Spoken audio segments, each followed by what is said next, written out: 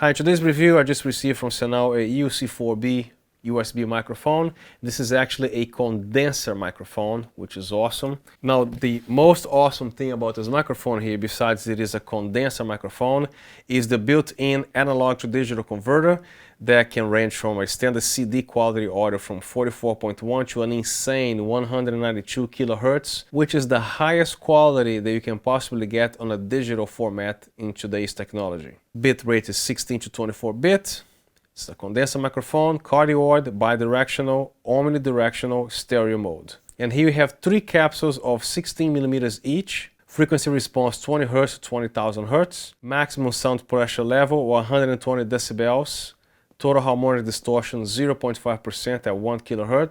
In this video, I'm also going to be taking full advantage of the headphone out jack here to connect a Tascam DR100 Mark III recorder to have backup sound and to be also more tolerable when you actually speak really loud on the microphone. Through the headphone jack, the recorder will take care of the excessive sound pressure level if your computer software recorder cannot handle, because this microphone can.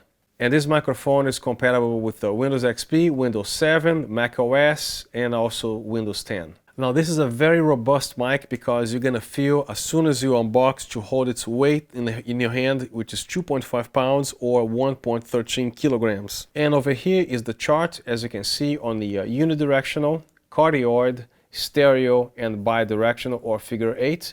And the bars here represents the whole scale of the frequencies that this microphone can reproduce. So the male voice can range from here to here, and the female from here to there. And as you can see, there's a nice increase in high frequency over here, which is what you want, is very desirable, because this microphone doesn't sound muffled. It shows you right here that you have nice and crisp highs, which I like it a lot.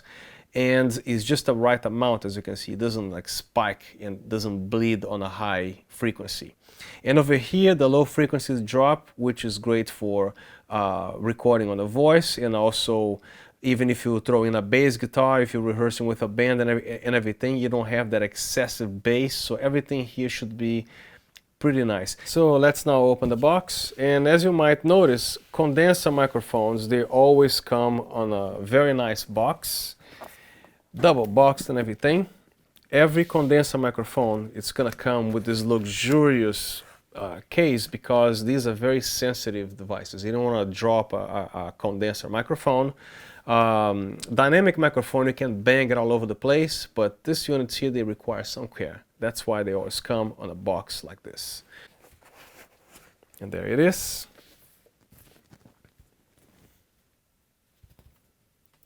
So it comes with the manual, which you can also download from the B&H website. If you don't feel like reading a paper, you can actually load the manual right on your iPhone or Android. So inside here, apparently you have a backup washer for your microphone in case you lose this. I don't know how you're going to lose this, but in case, they have the backup option here. And here is a braided USB cable,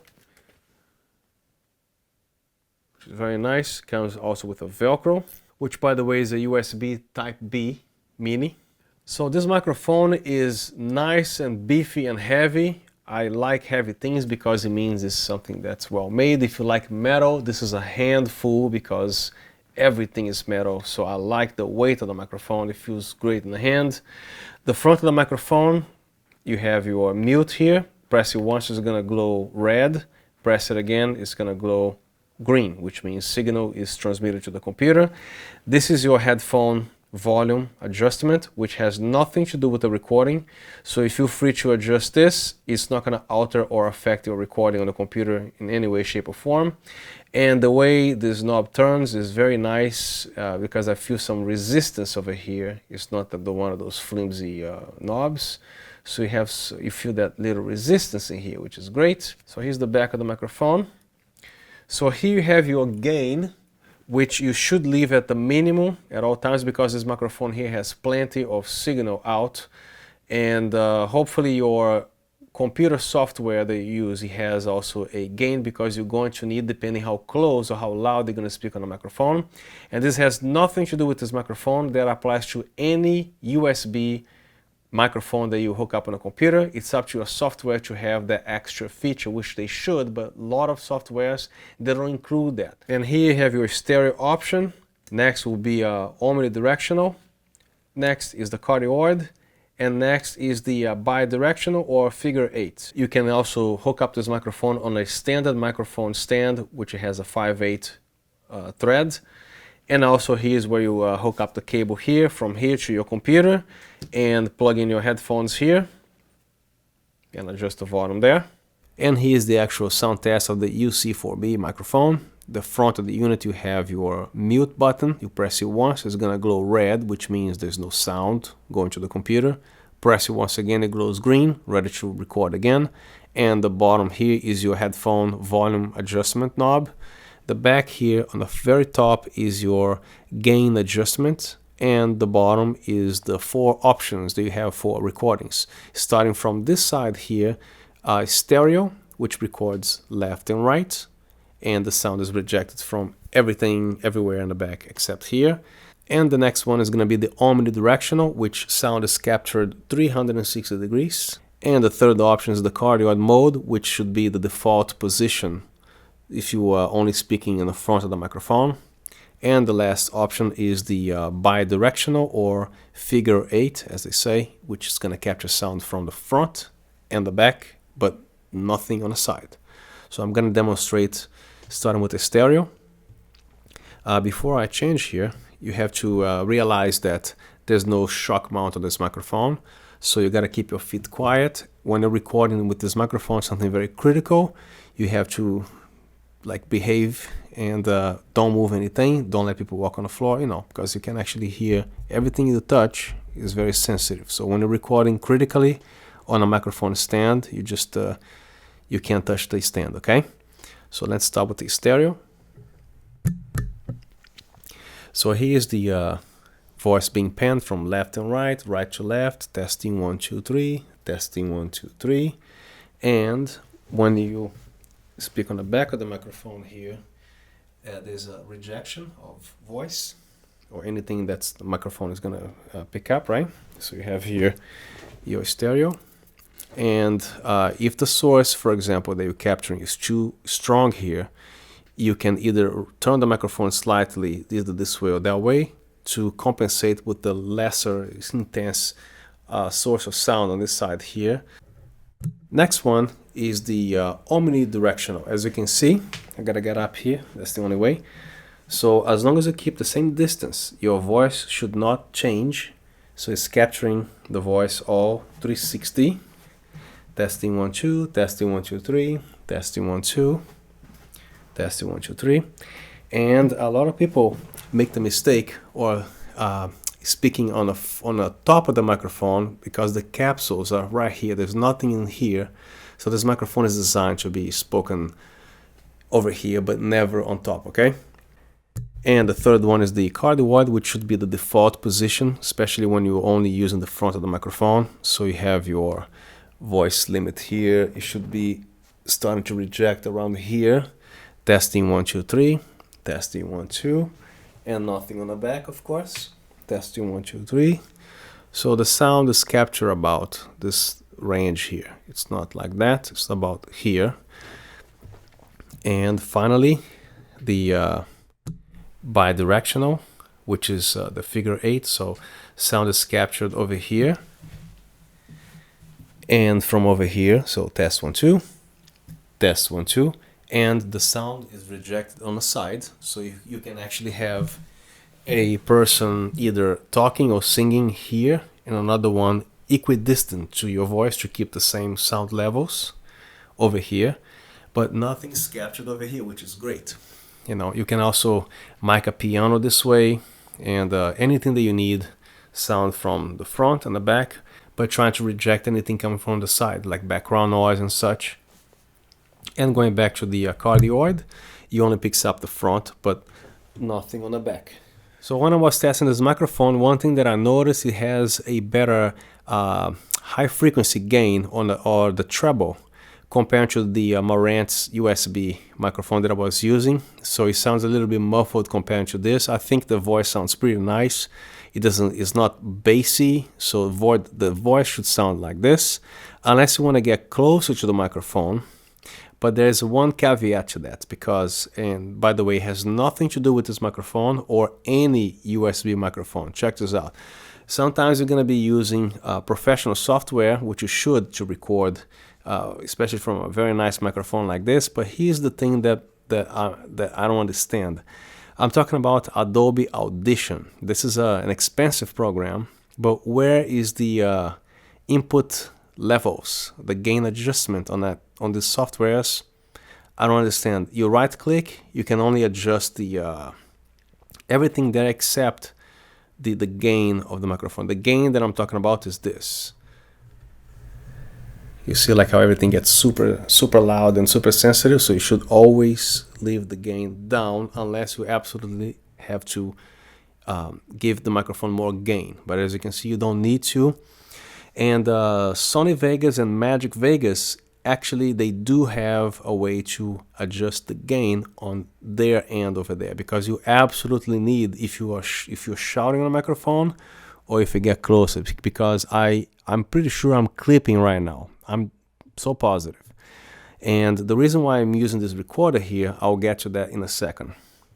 But I don't understand why the softwares, they don't have a mic adjustment there. That's beyond me. So again, with the Sony and Magic Vegas, if you have a sound card that has SEO drivers, that option, at least on Vegas, magically appears. It's called the monitor input. You can set it to on or off, but magically the gain option appears, which means I can actually slide the volume thing there all the way down, so I can scream on this microphone and the sound is not going to clip. It has nothing to do with this microphone. You're only limited by your software that you're using to record this, which again, it's beyond me why they don't have the most important thing, which is gain adjustment. I don't understand that, but that's the reality. So keep in mind, if you do a lot of critical recordings with the USB microphone, it's up to your program to have also the ability to, because it doesn't matter if the microphone is turned down all the way and it appears to be too loud for your program. It doesn't like the sound is too loud. There's nothing you can do unless you have a way to turn things down there or to back up your mouth from the microphone, but you don't want to sound like this. You want to sound as close as possible. So if you want to speak very close to the microphone, you have to be lowering your voice, and also you're going to have a lot of bass on a voice, which sounds great, but if this is something that you like, you need that adjustment thing here. Now, this is the reason why I have the Tascam hooked up here, because I love the fact that this microphone has a headphone jack. One thing which this is primarily designed for you to connect your headphones to the headphone jack, right? So you can actually hear your voice without that super annoying latency problem that you can hear the delay when you're recording. So if you're wearing your headphones here, let the computer do its thing, recording whatever it is that's recording on a hard drive, but you can listen to your voice like if you're on an actual mixer speaking, which is great. Without a headphone jack, if you're other USB microphones don't have this, you're gonna really appreciate this headphone jack here, and it sounds very nice. And here's the input. I can actually make it louder, but it does not interfere with the recording whatsoever. This does, the gain, but not the headphone. However, if you are using the headphone jack into a recorder, of course that's gonna interfere because this is the headphone jack volume. So what I'm doing here, just the fact that I don't have the option to have the microphone gain on the software there, so I'm at the mercy of the software itself. And then I'm gonna use this, which I can actually just turn down the headphone volume or adjust the gain right here on the Tascam. And there's more. This recorder features a dual track safety recording. So if I clip there on the computer, and if I clip on the original track 1, the track 2 is recording 20 dBs lower. So if you're recording something very critical with this microphone, you have the computer way, track 1, and also a track 2 safety. But if you're just talking on a microphone just because, or talking to a friend or whatever, you don't need to be that critical. Only if you are doing a YouTube tutorial or recording, narrating something for a job or school project or whatever you have, and then you have to be really techy with the gain and everything. But if you're just speaking, like, on a Skype or whatever, it doesn't matter. Okay, this is just to point that out. But for critical recordings, two things: your computer software must have the ability to attenuate the signal coming from these microphones, whatever microphone, USB microphone, to there. And number two, you can use this headphone jack to the recorder. So if you like what you just saw, please give me a thumbs up, and also please feel free to subscribe to this channel and hit the notification bell. If you have any questions, please leave a comment, because I love comments even better than likes, and I am willing to respond to any comment that you guys have. And once again, thank you so much for watching this video, and have a good day or a good night. Thank you.